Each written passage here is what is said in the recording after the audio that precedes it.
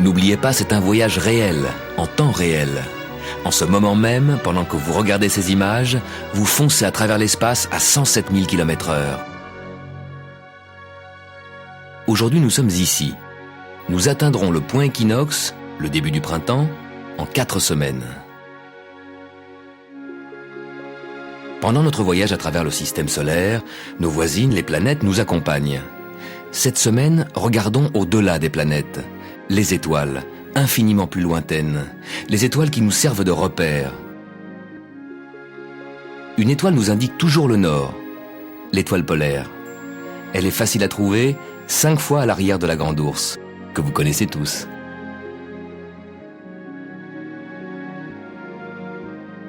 L'étoile polaire se trouve dans la prolongation de l'axe de la Terre.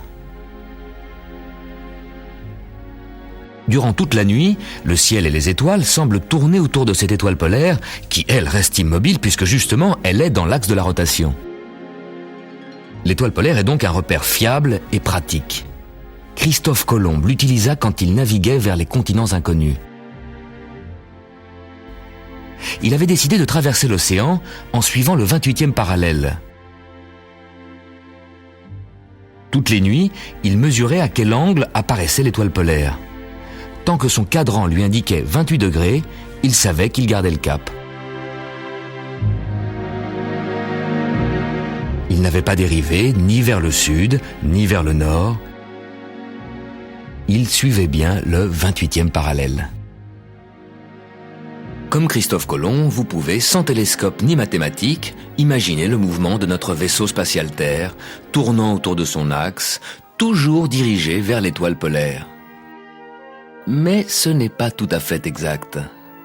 En 26 000 ans, elle va décrire un cercle.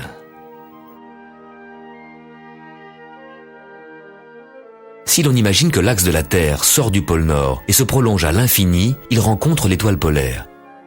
D'un millénaire à l'autre, ce sont d'autres étoiles qui deviennent notre étoile polaire. Il y a 12 000 ans, du temps de l'homme des cavernes, c'était Véga. Il y a 5 000 ans, l'étoile Tuban.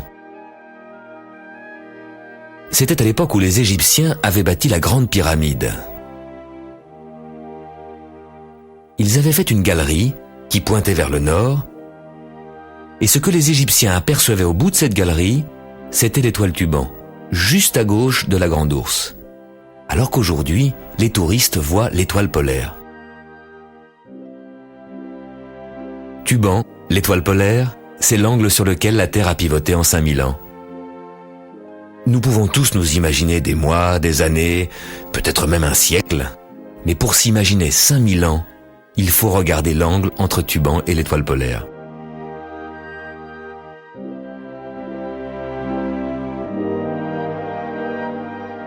En voyageant sur notre orbite, nous voyons d'une semaine à l'autre que les étoiles changent légèrement de position, comme par exemple la constellation Orion.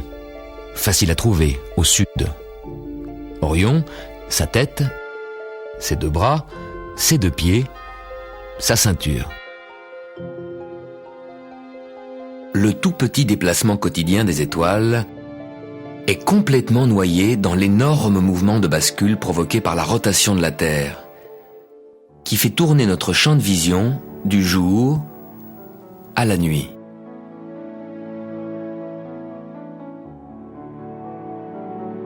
Mais regardez Orion tous les soirs à la même heure, et vous verrez la rotation très lente de la voûte céleste.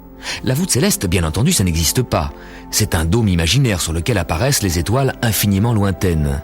Et bien entendu, cette voûte céleste ne tourne pas. C'est nous, sur la Terre, qui, en un an, faisons le tour du Soleil. 360 degrés en 365 jours, 1 degré par jour.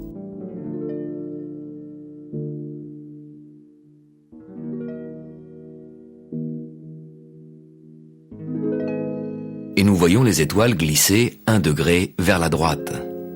Cette semaine, vers 9 h du soir, Orion est plein sud. Dans 2 semaines, Orion aura glissé vers la droite, et dans 1 mois, encore un peu plus à droite. Les étoiles se déplacent d'1 degré par jour. Elles passent chaque jour 4 minutes plus tôt. 1 degré dans l'espace, 4 minutes dans le temps, espace et temps se rencontrent. Depuis le début de cette croisière, nous faisons bien la différence entre les planètes toutes proches et les étoiles très très lointaines. Une étoile toutefois est au beau milieu de notre voisinage planétaire, le Soleil. Oui, le Soleil, c'est une étoile. Tous ces points lumineux que nous voyons au-delà des planètes, ce sont des étoiles, des soleils lointains. Les galaxies sont des milliards de soleils. Les planètes, vues de la Terre, ressemblent aux étoiles. Mais il suffit de regarder le Soleil pour être ébloui par la différence. Le Soleil rayonne, alors que les planètes ne font que refléter une partie de la lumière du Soleil. Le Soleil nous envoie de la lumière et de la chaleur, car c'est un gigantesque réacteur nucléaire.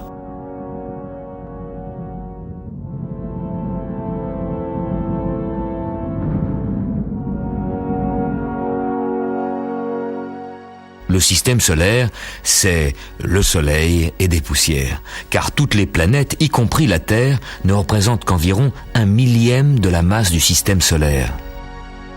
Le Soleil est trop grand pour qu'on puisse se le représenter.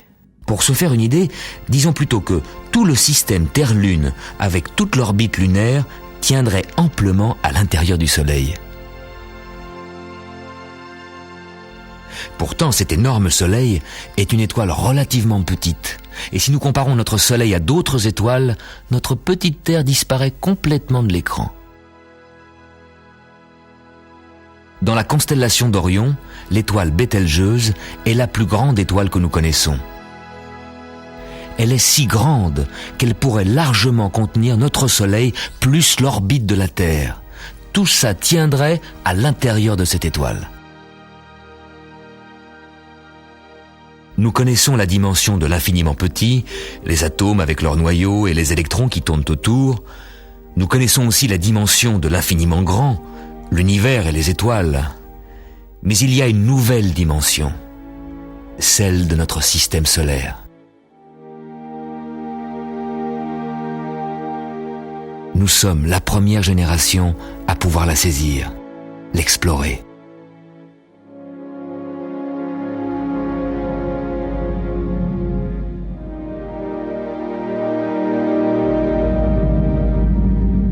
Vous faire vivre dans cette nouvelle dimension, c'est le but de notre voyage.